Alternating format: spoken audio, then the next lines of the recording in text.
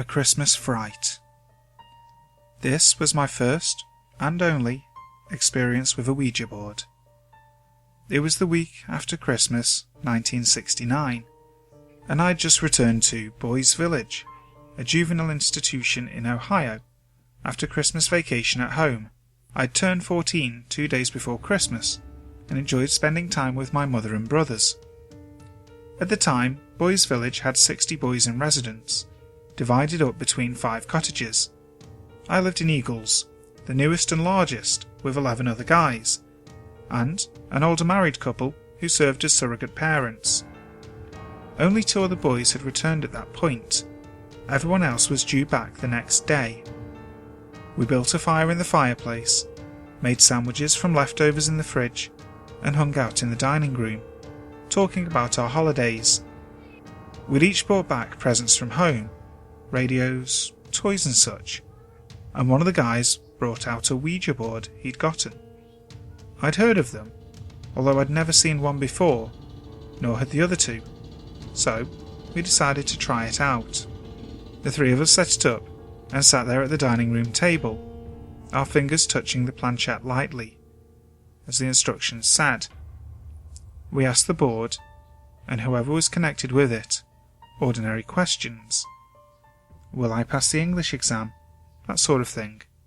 I got simple answers. The planchette moved, but other than to affirm to myself that I wasn't moving it, I really didn't give it much thought. It was just interesting. One of the guys accused the other, the one who owned the board, of moving the planchette, which he summarily denied. They went back and forth for a bit, and finally the accuser said, "Fuck this, I'll prove you're moving it." Then he said in a loud voice, his hand still on the planchette, "Hey, you! I don't believe you're real. If you are, show us." I mentioned we'd lit a fire in the fireplace. As we'd gotten involved with eating and the board, we'd let it burn down to almost nothing. No sooner did the fellow challenge the board than a sheet of blue flame leapt up from the ashes and up the flue with a loud whooshing hiss. We put the board back in its box, and put the box on top of the shelf in the hall closet. For all I know, it's still there. First, and perhaps only seance. My name is Sean, and I'm 19. At the time of the following event, I was 18, and I lived in West Hills, California. I've always felt that there was much more to the world than we saw. For many years, my mother's house has had spirits within it. While their activities ranged from harmless footsteps to the knocking over of a stereo system, we have come to live peacefully with whoever remains in the house. One of my closest friends, Elijah, called me one day and told me he was interested in conducting a seance. Knowing that I've had experience with spirits, he asked me to join. I was uncertain, but ultimately agreed. Initially he wanted to use a board, at which point I told him I wanted nothing to do with it. I had heard too many terrible stories of the board contacting the wrong kinds of spirits, so the idea of using one myself turned me off to the idea in an instant. Thankfully, the board went missing, so we conducted a seance. None of us had conducted one before, but we were given guidelines by a medium who was a family friend of Eli's. At least this way, we wouldn't do anything dangerous. Mirrors were covered, windows were opened, and candles were lit. As the only one fully comfortable with the idea, I was the medium. The circle consisted of myself, Elijah, his girlfriend Jocelyn, my stepbrother Greg, and our close friend Matt.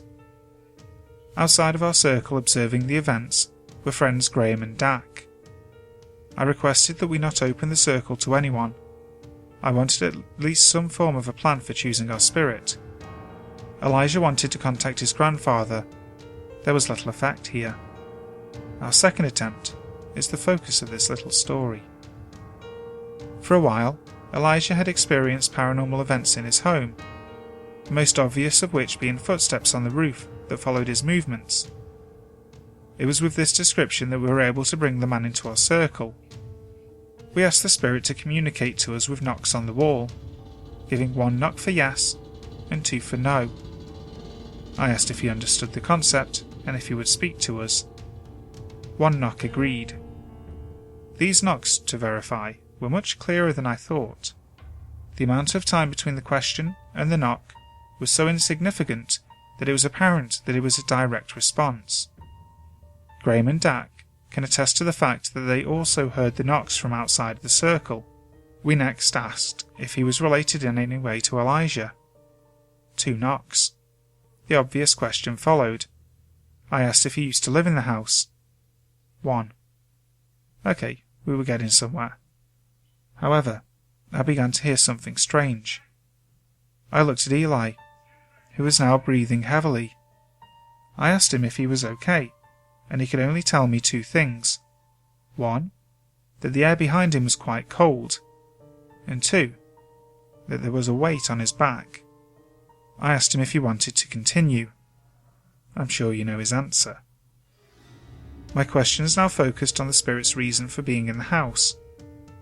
I can't remember the exact wording of my questions, but the information I soon had told me that the spirit was male, used to live in the house, and was ill. The cause of death was clear to me now. Eli remembered something that he had heard from his mother at some point in their time in the house. The former owner was a woman named Barbara. She lived there with her son and husband. The son, Eli remembered, was very ill with pneumonia. After his death, Barbara and her husband moved away, presumably to escape the pain. I asked then the question that would give me the first shocking answer. Do you intend on leaving? Knock, knock. Oh joy. Eli began muttering, "Oh God," to himself. Jocelyn, who was holding one of his hands in the circle, asked him if he was okay. He said that the cold was becoming more biting, and that the weight was becoming heavier. It was then that he almost lost consciousness. Were it not for Jocelyn and Greg holding hands with him, he claims that he would have fallen backwards into a bookcase, breaking the circle. Again, I highly advised that we end the seance, but he asked me to continue and attempt to put the spirit to rest. I didn't know if I could, or if I should, but I wasn't going to end everything now. Eli suggested that I tell the spirit about Barbara moving to Palm Springs, and attempt to get the spirit to perhaps leave. I gave it a shot. The answer I got to the following question shook me terribly. It stands now as the strongest paranormal experience I've ever had. I asked the question that would send chills up our spines. Would you like to hear about your mother Barbara? Knock. As if someone had taken their knuckles and loudly rapped them on the window. We all opened our eyes in a shock, looking to the window. No one was there. Graham and Dak, our observers, were still on the bed, looking on with wide eyes. Then I felt it. The cold, the pressure. It came to me. Jocelyn, who was seated between Eli and I, mentioned that she felt it for only a moment. The spirit had left Eli and passed by Jocelyn to get to me. I was afraid. I was truly afraid. But still, I persisted. I told the spirit about Barbara's whereabouts. I asked if he wanted to find her. Knock, knock. He was content. The spirit was content with merely knowing where his mother and father had gone to. We were all at this point too tired to continue, and for the moment, all seemed okay with the spirit. We closed the seance, and all took a deep breath, regaining our senses. Since then, I have not conducted another seance, mostly out of fear of doing something wrong. I haven't read anything professional, and I find it unwise to meddle in things I do not understand. Eli attests to the fact that he still hears the footsteps, but they no longer follow him. I've pondered that detail, but it's something I choose not to look into anymore.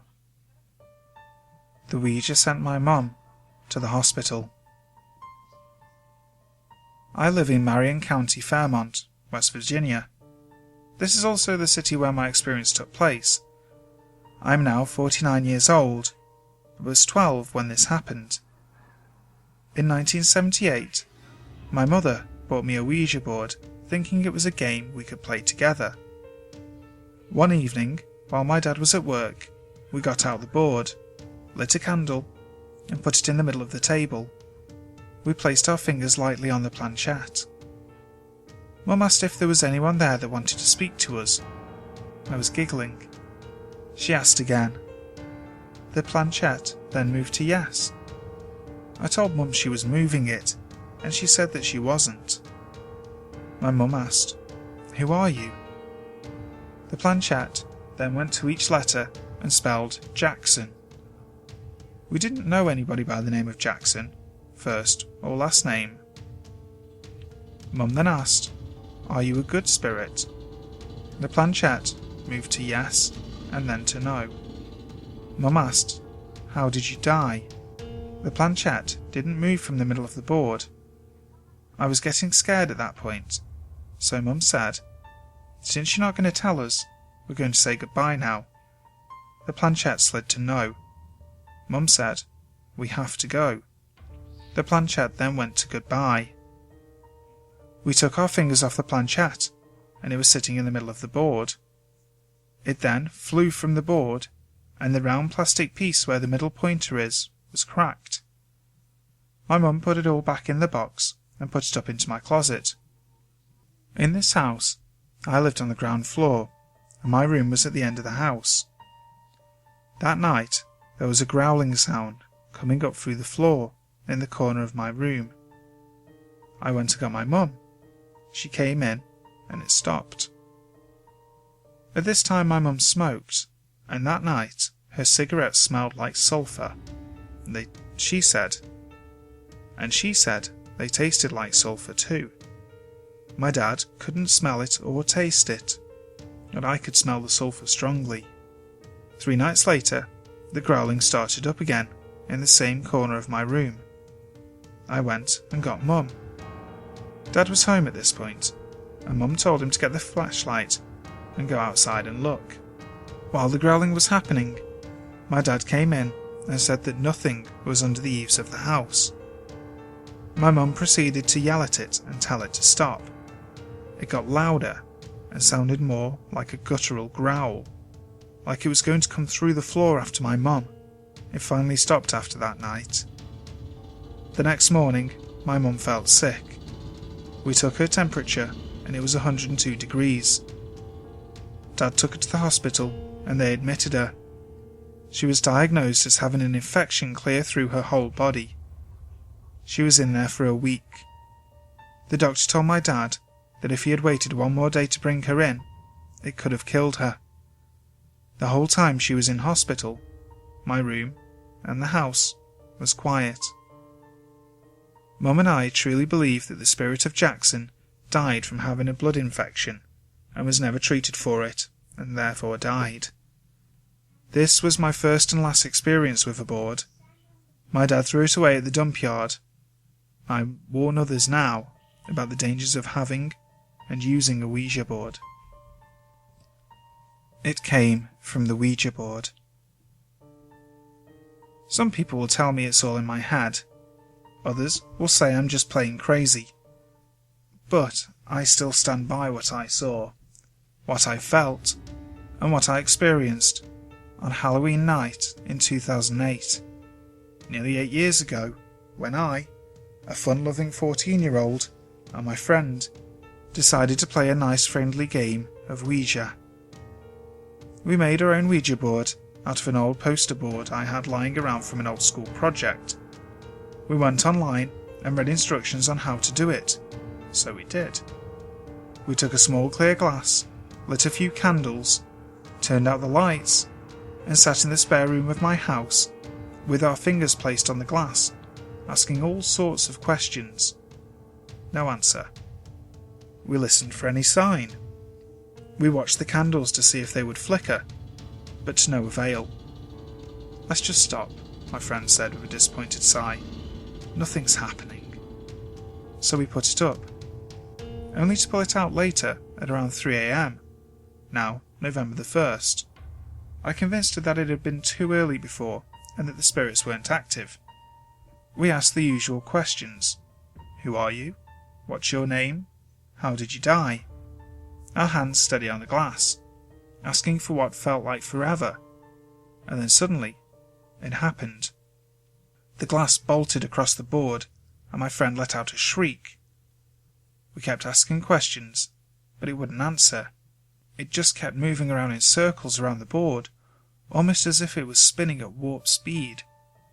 The candles flickered like crazy, and without thinking, I grabbed up the board, crumpled it, and threw it in the corner. We decided to call it a night and went to sleep. About a week later, after I'd discarded the board in the garbage can outside, I noticed weird things beginning to happen. I was back in the spare room one night, playing on the computer, when my lamp started flickering. I was a bit puzzled, as I'd just put in a new light bulb a few days prior.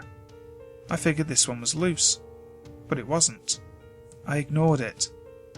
However, a few hours later, I began to hear snapping-like noises from the corner, one by one, as the light continued to flicker. As the months went on and the new year began, things only got worse. Things of mine would go missing and appear in random places, like the bottom drawer or in a medicine cabinet. I always had my things that I needed on my dresser, so the fact that they'd be in a drawer or cabinet, or anywhere else for that matter, just struck me as strange. I'd hear scratching noises on my walls late at night, and I swear I'd see a tall dark shadow lurking near my door in the middle of the night, sometimes by the window. When I would tell my family this, they would completely disregard it and tell me I was losing it, or that I was just seeing things. But things only got even stranger. One night as I was doing my homework, an ornamental plate fell off the wall and smashed to the floor. A few nights later, my mother came out of the bathroom with a puzzled look on her face and asked me if I was throwing things at her. She said she felt something hitting her back over and over again. I hadn't moved from my desk. My dog suddenly began hiding in the corner every night and would randomly urinate in the middle of the room, which was completely unlike her, and when I would try to call for her, she would whimper and shiver. The same incidences kept happening. Things like drawers and cupboards would be open when I would come home from school. Things still went missing, and I still had no explanation. I moved away from the house in fall 2009, and still think about my experience to this day. I'm now almost 22 years old, and I still believe that I let something out from the Ouija board that night so many years ago, and it still gives me the creeps. Hi there guys, I hope you all enjoyed today's video. We're going to have one more coming early next week, and then it's Halloween time. From next Thursday through to the big night itself, Monday the 31st, there will be a video a day on this channel, with some special friends helping me to narrate the best Halloween creepypastas.